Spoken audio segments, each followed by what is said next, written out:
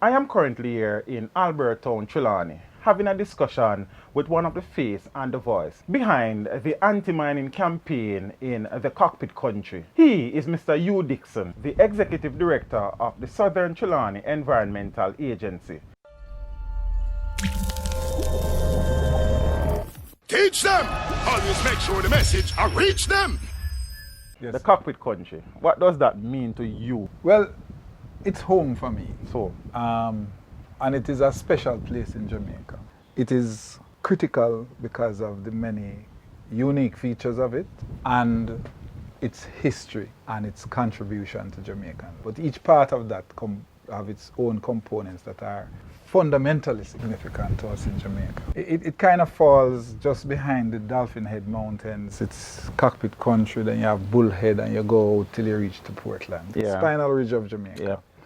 And here is a place that has a geologic uplift of white limestone, which has weathered over time and formed by virtue of the weathering conical hills. Through carbonation and solution, if I might add. And solution. You are the right man to explain. But the nature of the uplift and the way it weathered has facilitated a landscape.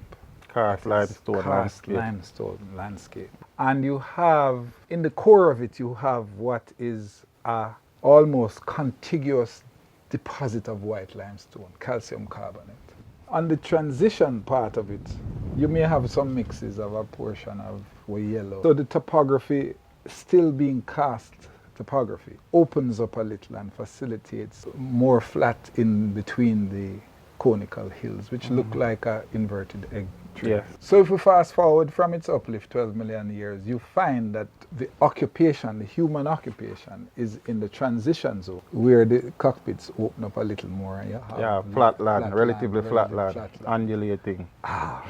And that's where we settle, to be able to farm on the flat land and basically to survive economically. While that has happened historically, and historically it's very important, it was significant for our people. Yeah. Who Ancestry. Our ancestors who came here. We occupied this because we had to be fighting against the Europeans, the British, the Spanish, who were on the plains where they planted sugar. And we nested ourselves in these hills. Nature of the topography, which has sinkholes, underground aquifers, caves, allowed those people to go in and say, here what? So we have to yes, you have to come find way. Yeah. Yes. So they survived in there, and if you go into the caves, the water flow is in there. The Man, we have many underground streams, and Yeah. it gone down way below the level flatlands, and it reemerges as springs. Resurgent streams. Resurgent streams. Thank you. My daughter gave me that correction just this week. Resurgent streams. Yeah. Right. You have a watershed, Martha Brae, Great River, Black River, and the Darnock, which is just behind us over there.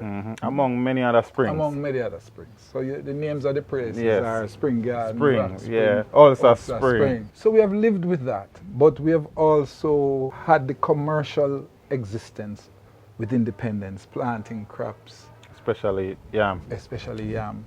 So it has an economic base that supports here. But the people have nested themselves, and the streams go under. So when I think of Cockpit country, I think of, which is what's behind us here, a part of it, and a significant part of it, a part of controversy at the moment. Yes. Because you can look, maybe because of our vantage point, you don't see the rolling hills. The variation in elevation and such. It has that history because our ancestors were going through those hills along the Spinal Ridge out to the Bullhead Mountain, yeah. and straight across into Portland, Portland. to the Blue Mountains. Mountain, Windward yeah. Maroons were. Yeah. So it's a route. Nannytown. Kofi Ridge, all of Ridge, them yeah. coming along. Yes. So it has a history, and our blood was lost in those hills. Yes. Blood, sweat, and tears. Blood, sweat, and tears. And there are monuments because we put them down there. Yeah. And the monuments are there. But the cities were there. We're looking at Congo Hill, which is those two hills. There was a maroon town up there. Okay. Yes. And below it is Freeman's Hall. One of the first First three villages. As a matter of fact, you're in Albertown, but Albertown was a part of the Freeman's Hall Okay. community. History lesson. History lesson. but with time, after emancipation, the British started to carve roadways through the fault lines and the open spaces. Yeah, because those are natural routeways already. There. Less So work. you get a sort of roadway coming up from Jacksontown through to Sawyers, Alps, Albertown. That goes on, and it takes its way along to Spring Garden, Warsaw, Troy, which is on the other side. And it goes around to Balaclava, Magati, up through to Flagstaff and back down into Springvale and back out to Sherwood Content, past Bunkers Hill and back to Jacksontown. That is called the core cockpit country, studied by a geologist called Sweeting. Yeah, so that's a sweeting boundary. Followed in modern era by Paris lyew-ayee Jr. Yeah, with the lyew-ayee boundary. With the lyew-ayee boundary.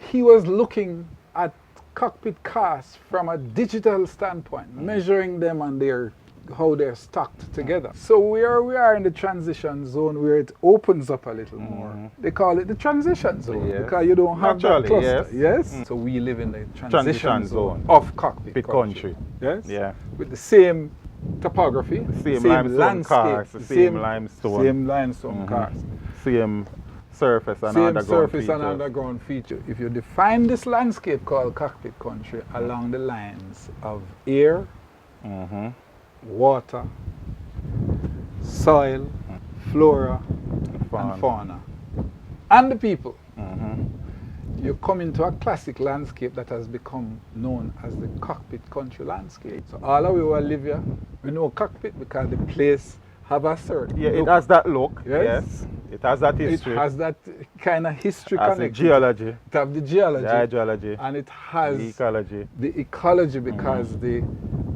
unique plant species that are indigenous, endemic to Jamaica, that is the word, are across this landscape, yes? And not only that, but some of the plants that are endemic to the cockpit country are found nowhere else in the island. In fact, you are sure that all the endemic species to Jamaica are here in the cockpit country. And they have a relationship. They have a relationship by fly zone, by habitat, whether they are carried by water. Some of them survive, go underground and come back out in terms of cycle. Some do pollination. Some do pollination. It's an entire ecosystem. That is what it is. It's an entire ecosystem. And you have to consider, if you are protecting it, bearing in mind those 5 or 6 parameters. And you have to now start thinking of how you buffer this, any kind of destruction. So in the core, it's almost pristine and untouched. Virgin, basically. Environment, as we say in geography. You would demarcate that specially. Naturally. But you can't just draw a line around that. And say it is separate and removed from everything else. From everything else.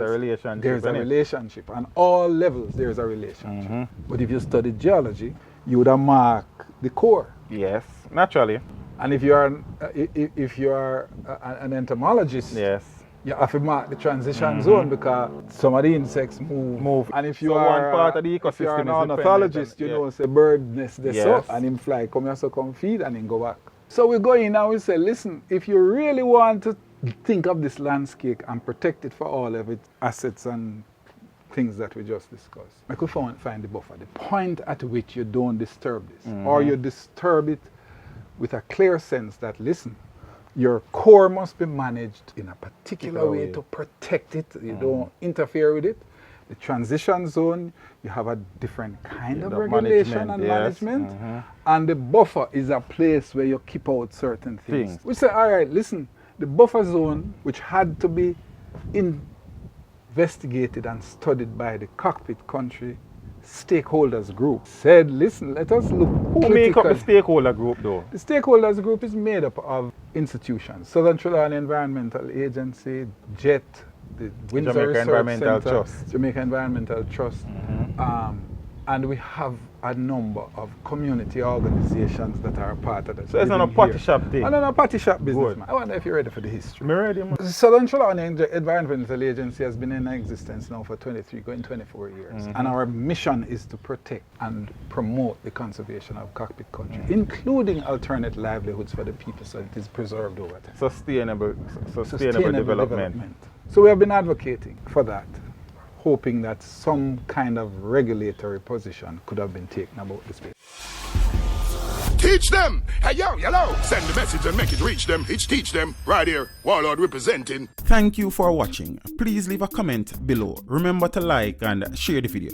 Don't forget to subscribe for more awesome content. Follow me on social media and check out the suggested videos on screen. This is Teach saying, until next time, walk good, my friends.